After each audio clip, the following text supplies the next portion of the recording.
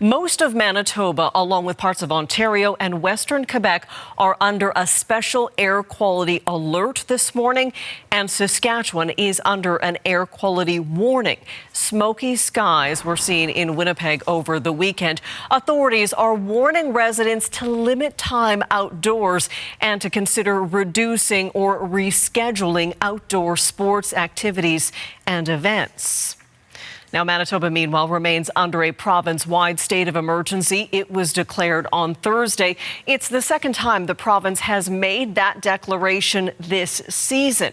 Now, this morning, we are watching the Island Lake region. That is where a new local state of emergency has been issued.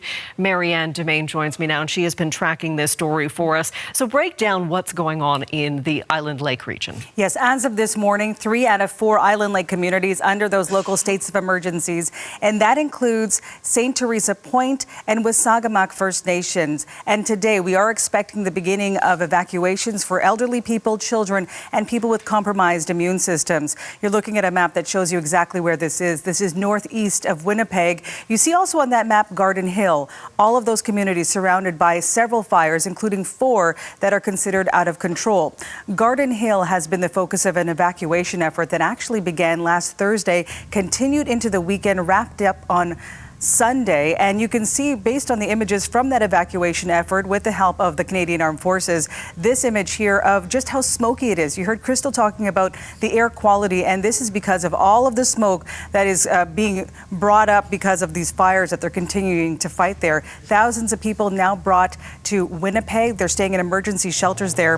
CBC News spoke to Timothy Mentok. He fled Garden Hill with his family of 10, and he describes what that ordeal has been like for him.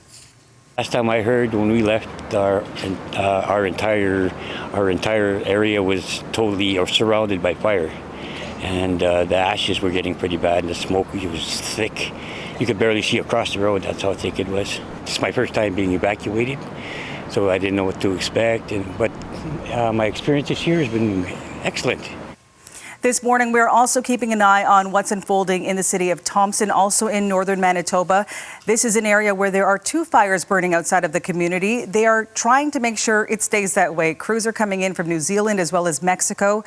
2 helicopters from Quebec also joining that fleet to fight that fire. Right now, about 33 people from long-term care homes have been taken out of that city as a precaution. All of these 13,000 other residents have been told to stay put for now, but be ready to leave at a moment's notice, because as we've been talking about in our wildfire coverage, weather a big factor here, and things can change quickly, particularly if there's a lot of wind that could push those flames closer to the community. And also spreading all of that smoke continuing to be an issue. And you were talking about just how serious it is. Manitoba alone, what is it, 107 active fires, worse this season than previously, 270 total, normally about 200. So it is quite the dramatic year. And we're also getting some really interesting information out of British Columbia. Officials there are suggesting that there could be an ominous prediction when it comes to the fire season in BC. Yeah, definitely not what many in that province want to hear, but officials in British Columbia saying that 1/3 of the forests in the Prince George Fire Center are expected to burn by the end of this year. We've got a map to show you where this fire center is, Prince George, in the northeast part of the province there. If it sounds familiar and you're not familiar with this area of British Columbia, it is also where the Donny Creek wildfire in 2023 took place. It is also the largest recorded in BC's entire history. So it has already been damaged by a lot of fire, covering an extensive area there. There has been a lot of drought conditions there, not just this year, but for the past few years. This is boreal and subboreal forests, so the soil there, according to officials in BC, can burn very quickly. And so all of that combined, climate change also a big factor here. They've got crews there, equipment there, standing by so they can act quickly to manage existing fires and work quickly if any new ones sprout up. So much to watch there. Marianne, thank you so much. You're welcome.